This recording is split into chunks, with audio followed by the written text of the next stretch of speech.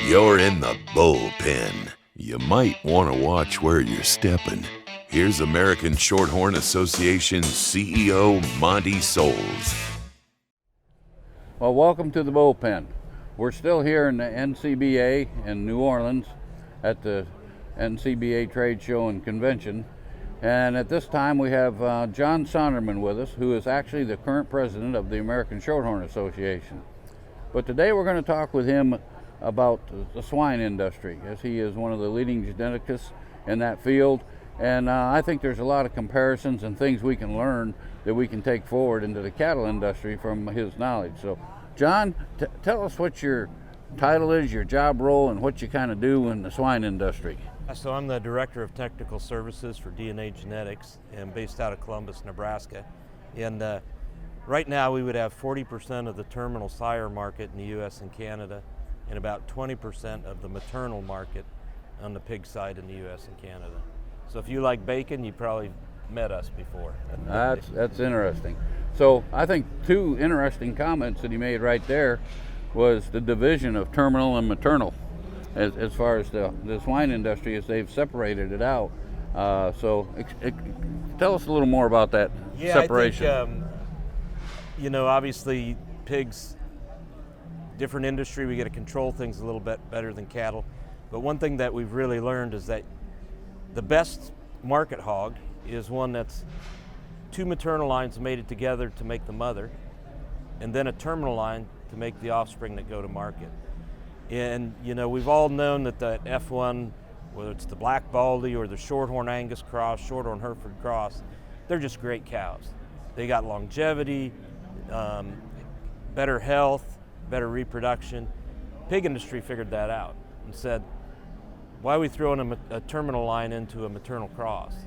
So everything's based on an F1 female, and right now the Duroc seems to be the breed of choice just because of the meat quality aspects that it brings to the packer and to the consumer. So when you sit here and you're making very definitive, not even arguments, but statements about that these hogs and these pigs and swine can do this, do that, and do that, and you're really basing it off of DNA, genomics, and the information that you have that you provide to your customers. Right, so everything's about data and accuracy, because if your data's trash, then you lose accuracy. And when you lose accuracy, then you lose genetic progress. And so what we really focus on is a real disciplined data collection program. Our feed intake site where we do our feed intake, there's 60,000 data points a day there. So you need big computer power to handle that kind of information. But all that does is get us really accurate phenotypic information. But then when you put genomics on top of it, what you can do is I like to tell young people that are trying to explain this to, is that you and your brother are anywhere from 0 to 100% related. You might be 50% the same, you might be 0% or 100%. And so if we've got that genomic information on those two animals, we can take the performance from this animal and extrapolate how it might be to this animal if they're really highly similar. So what it does is it can improve accuracy on certain traits 50 to 80%. And so all of a sudden, you're talking about maybe gaining a whole generation of genetic lag that you remove just by having that accuracy. But some people think, well, if I've got genomics, I don't need the data. No, you have to have the data to understand what the genomics can tell you about those animals by looking at the markers in certain areas. And so it's you can't have one without the other, I guess I'm saying, Monty, and sometimes people think you can. And so when you look at a breed association, like the Shorthorn breed, the more people that we get to collect data, that's good data, and then all of a sudden it sets us up that when we start doing more and more genomics, because it's getting cheaper and cheaper, and so the technology is, and so we'll be able to tell more and more about each animal, and all of a sudden your accuracy of prediction goes up incredibly. And to me, I think one of the greatest values is if another breeder is collecting carcass data on a bull and I buy semen on that bull and I use that bull in my herd, that helps my herd. It helps the accuracy of the predictions for my herd and helps make me faster genetic progress in my herd. And I think that's one of the great benefits of a breed association and the digital beef that we use and being associated with IGS is even if you don't collect data, somebody else does, and you use those animals, it comes back to your herd, which is really fantastic. That would be great if we all collected data. Sure. Because it'd move faster. Well, I know as we've sat in boardrooms for 4 or 5 years now, I think, this data collection comes up, and we really rely on a lot of John's background in genomic and genetic history here and knowledge, that data collection is essential. And a lot of people don't understand. We just cannot pull DNA out of the sky like it's magic. Right. It's got to be tied to some actual data, actual weaning weight, and actual birth weight, and a yearling weight, some carcass data that's coming in, or ultrasound data, feed efficiencies, the actual data that comes in from that. And that's how that EPD is basically made. And then the genomics on top of that can look at that and start to make predictions because of the markers and the DNA that we get. Correct. And there's no doubt, we always used to say, I knew you heard this when you were growing up, you can't improve what you don't measure.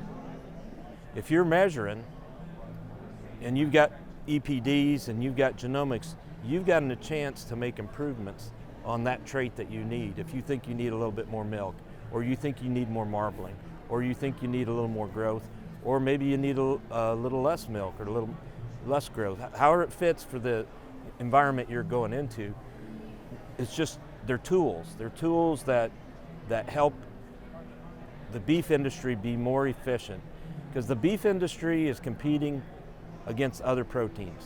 They're competing against obviously pigs and poultry, but also fish, also the plant proteins now. And so the more we can lower our costs and understand how we can improve production, more money goes into your pocket. And it all of a sudden makes your animals worth more. The bulls that you sell, the heifers that you sell, because people say, this is an accurate, predictable, I know what I'm buying. And everybody likes to know that they're buying what they think they're buying and getting it. Yep. And I think that's the value of data collection and genomics. Well, and I've been here for a short time, really 10 years with the American Shorthorn Association, and I've seen a huge change in the predictions that we're seeing from our EPDs, and then a genomics added to it, that these cattle are producing according to what the data says compared to what they did 5 and 10 years ago. So let's go back to the hog industry for just a minute. And kind of, you've been in that your whole life, basically. Yeah, about 17 years. Okay. Well, I guess about 25 in the hog industry. Okay, yeah. so you go back to those early days before we had the technologies we got now. Explain a little bit what you've seen change from them first days in the hog industry to where you're at now, because you got this really big confidence feeling that I can tell you guys this is what's going to happen if I know this. And a lot of folks don't grasp that yet in our industry. So let's go back and walk through that stage. Yeah, so, the interesting thing about our company is we were fairly small, almost really started anew because some things that happened with health and that. And our owner said, we want to get this right. We want to do the best we can because we're going to use the product ourselves, and we don't want to use a crappy product either. And so they started out doing the best they could on data collection. And then as things moved along, as you got better computer technology, as you got EIDs, electronic animal IDs, and things like that, all of a sudden you could start eliminating things like recording errors. Because some days a 363 looks like a 633 when they write it down. And so they just going to paperless alone and all that electronic recording greatly reduced our errors, which improves our accuracy, which means we made faster progress. And then they created air trapping software, which these are the computer developers, so it's a little bit beyond me, but they can say, hey, we think this piece of information is probably wrong because it doesn't fit the pattern of things. And so it'll flag that without you and I pouring over tablets or Excel sheets. It'll flag that and say, you need to check this number, and it goes back and fixes it and says, hey, why is this wrong? And somebody goes, oh yeah, it is wrong. It was recorded wrong. And so everything, and the more you get to paperless and the more you get to electronic transfer of information, just the better and better and better and better your data gets. And the better your data gets, then all of a sudden your accuracy improves, your genetic progress improves. And so that's been one of the biggest changes. The genomic technology really, it kept coming and kept coming and kept coming, but it wasn't, you couldn't pay for it. It was just too costly at the time, till it got to a point that all of a sudden it got cheap enough that you could say, okay, we can do this. And when we first put it into the program, we made predictions on how much it would improve accuracy. And it tends to improve your accuracy on your hard to measure traits more than on the easy to measure, which makes sense. But we had some things where we said, well, it should improve at 25%. No, it jumped at 50%. And so there were some things that we didn't even expect. And so, I think that's why our EPDs move less on our databases. The more data you have, the better accuracy you have, then all of a sudden, it's not going to change a lot. You're not going to have those swings where it was a -3 and now it's a +5. I mean, you just don't have those. And I think that's the key. There's a lot of environmental with the cattle industry because you're in Arizona, you're in Minnesota, you're in Indiana, you're in Texas. And to be able to use the information to predict how that animal will fit into those environments, that's a lot of value to any producer. And again, it's about dollars in the pocket of the producer.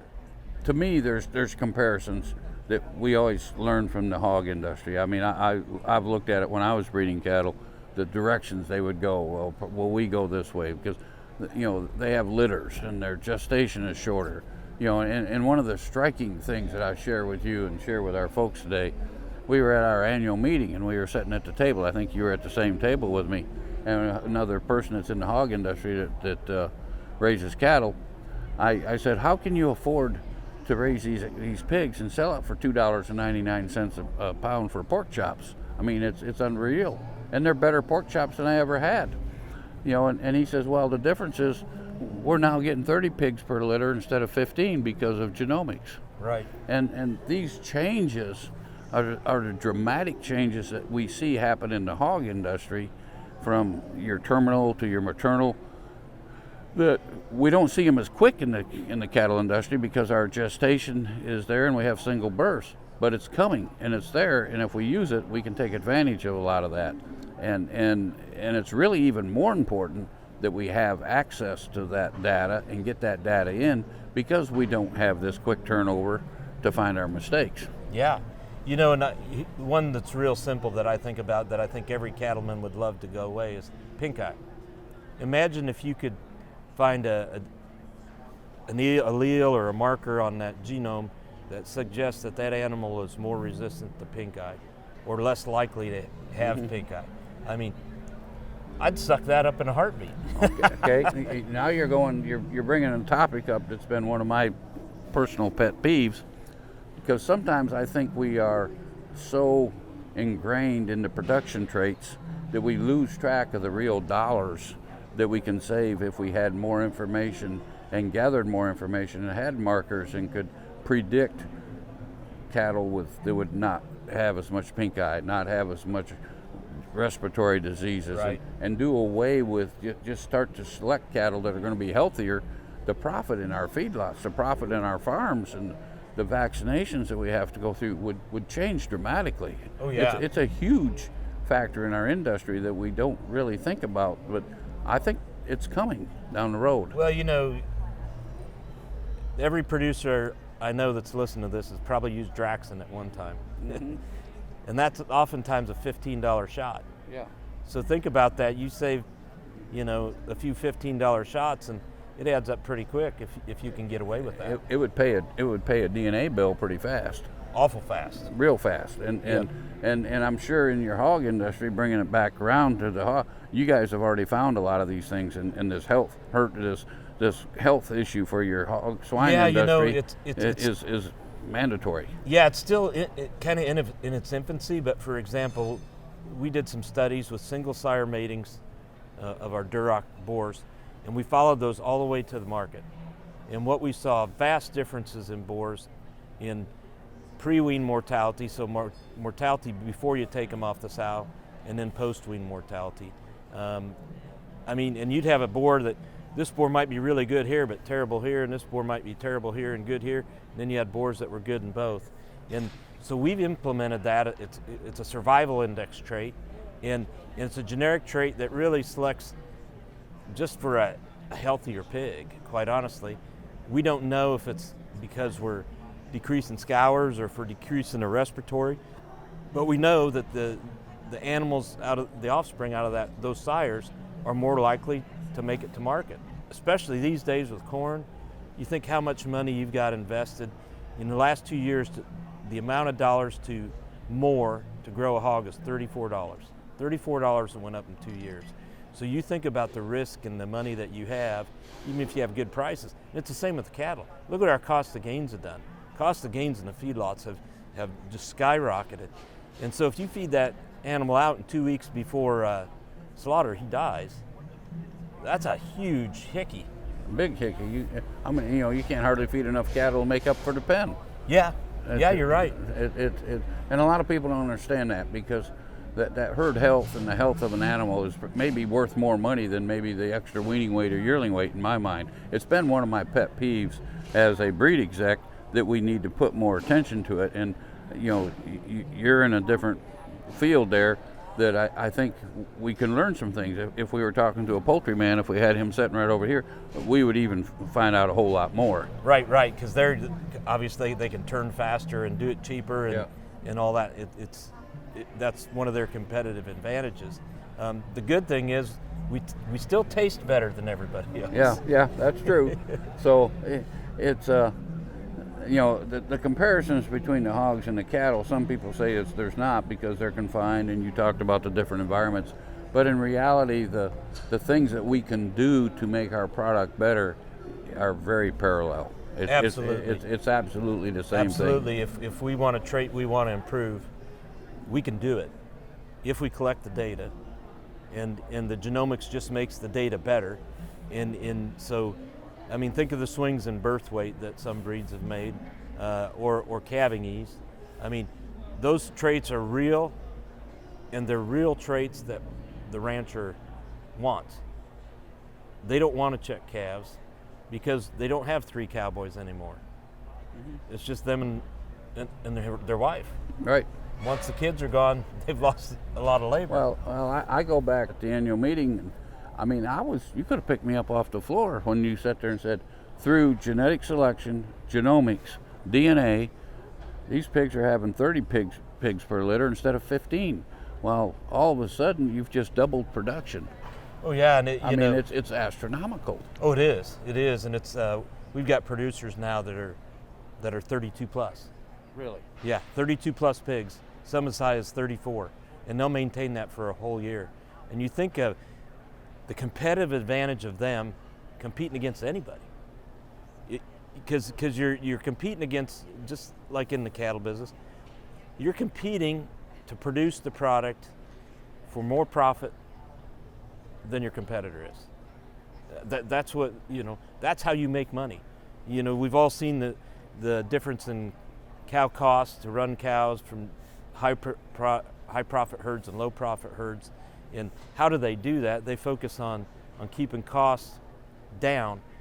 And if you can produce those cattle cheaper, whether it's cost to gain, whether you have less cost in the cow to winter, whatever it is, that gives you the opportunity to make more money, make your operation more profitable, possibly expand, invest in newer technology, some things like that. All those things all add up. It adds up really quick to the bottom line. Today we're sitting here talking with John Sonderman, and we're really getting a little bit of history and understanding of the hog industry and making it parallel with the beef cattle industry. And John has a herd of Shorthorn cattle at home, and he makes same genetic selections. So I'm going to kind of end up with one last question for John. Tell me exactly how you would say your background in the hog industry has affected your Shorthorn business, and what kind of improvements you feel you've made by utilizing the technologies we have today that you didn't have 5 years ago, to how that's changed your herd. Yeah, I think, I'm even going to go back a little farther, Monty, and to really using EPDs to make decisions instead of just looking at the bull. I mean, we all want a good looking bull. We all want that phenotype, and we got certain things, structure and all that we want. But you can't wean a dead calf. And so the first thing that I thought about is when I started out in the Shorthorn breed, which was roughly 30 years ago now, I probably didn't use the data very well and didn't make good decisions. And with my job, I travel a little bit, and my wife was pulling calves and dealing with C-sections. That went over real big, didn't it? And it went over real big. And so I can still remember the day I just said, I got to do something different here, and I got to really focus on throwing out the things that don't work for me and keeping the things that do. And we've changed that now to where we very seldom pull a calf. Haven't done a C-section in forever. And my wife's happy. And she asked me one day, she goes, how come we don't pull calves and do these things like we used to? And I said, well, because I got smarter at choosing the bulls that we use and what we're keeping for replacements. And she says, man, it took you long enough. And I wish you would have figured it out sooner. But that's one to me that just stands out of what I've done to improve the efficiency of my herd, because again, a dead calf doesn't produce me any money, and then I've got a cow that I got to either get rid of and replace, or I got to carry her open for a year. Right. And so I think those are some of the simple ones. But right now, one of the things I'm looking at is I've been really selecting cows for rib shape and volume so that they can do well in different grass environments. But one thing I felt like I lacked was a little bit more muscle and a little more top. So I went out, started looking through information in bull catalogs, and found a bull that has a ribeye that's above average. I mean, he was a 16-1 test. And I'm like, that's what I need. I need top. And still had pretty good muscle, pretty good shape in that, and structure, everything was good. But that's how you can make improvements, when you can say, you know what, I need more muscle, or I need more milk, or I need some marbling, whatever it is. Because if you're in the freezer beef, and we got a number of our producers that produce freezer beef, and my wife and I do some on a small scale to some of our friends and family, and I tell you what, they love that Shorthorn beef that's marbled well. And they just come back and say, this is the best beef we've ever had. And I said, well, because we're working at it. Yeah. We're working at it, trying to produce a product Right. that's highly acceptable and desirable. And what you're really saying is what I think our industry is at today, and it's even going to grow bigger going forward, that you're going to get docked if you don't have this documentation. We're going to get these computer systems you talked about with the hog industry, that you're going to have to be locked in on all this stuff, and you're going to have it attached to that animal from birth right on through to harvest. It's coming, folks. It's just a matter of time, and it'll make our product worth more, and it'll make more people want to eat it. Well, and Monty, you've been in the cattle industry for a long time, and been around feedlots and cow-calf and all that. And when the day comes, and it's getting closer with the EID, and some people may want to fight it, but it's the best way to trace disease back and problems and get them fixed before they become a big problem. But think about you as a feedlot. You won that calf, and it tells you this is where it was born. So they can start to build a database that says, these genetics work for me. And so I'm going to start looking for these genetics, and I know where these came from. Let's see if we can buy those calves at a premium off the farm instead of having to go through the sale barn or something like that. And so you start to build reputation cattle, they always talk about. You start to build a reputation because they can track that. We call it from womb to tomb. They can track everything. And just imagine the power that gives a feedlot or a processor, especially if somebody's looking for branded beef products or things like that. There's just so much value in that. And you can go back and say, how come these cattle are always less sick? And you go back and find out, they've got a better vaccination program, they've got a better mineral program. Whatever it is, all those things all of a sudden, and they bring, we always joke about, is it a dock or is it a premium? It starts out to be a premium, and then it becomes a dock. Exactly, because you're not doing it, you're going to get docked. Right. But now you'll get a premium. Now you're going to get docked. But and we're in the purebred seed stock business. We have a responsibility to provide that extra animal that will give a premium and stop docking to our producers and to our commercial breeders and to fellow seed stock producers. It's a responsibility that we should inherit every time we want to breed a cow or that we're making registered and purebred cattle. Right, and the packer at the end of the day, I've got two sons that work in the beef industry on the meat side, and once that hide comes off, they don't care. No, they don't. All they care about is the quality of that meat. And I just we were talking earlier, my calves, and I focus mostly solid red, but I topped the sale with a small group of calves, and the auction barn owner saw him a few weeks later at a function, and he says, "Those calves did well." He says, "You hit it right." And I said, "Well, I did a pre-vac program. I don't know if I gained much more money than selling, 45 days early." He goes, "Oh, you gained a lot more money," because he says, "Guess what? Your cattle aren't going to get sick in the feed yard, and buyer's going to remember that, and he's going to come back and say, I can trust these cattle because he does these things." And I think that's the other thing that's going to continue to happen is it's real. We know it's real, and yet we still don't all do it. And I think we've got some opportunities to improve our image as a breed and to improve the beef industry and the quality and the consistency of what we deliver to the consumer. And I think, data, genomic technology, all these things are going to play into us being a viable part of the beef industry and a viable alternative to consumers looking to feed their families.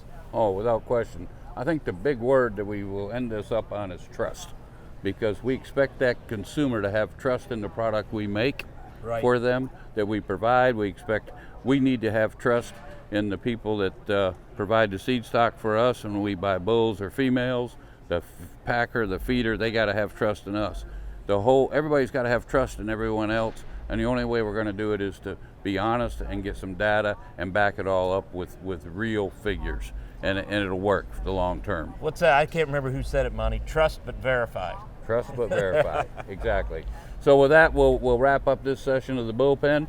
We thank John Sonderman from Nebraska for being here as an expert in the hog industry and also very efficient in his cattle industry. Thank you very much. Till next time.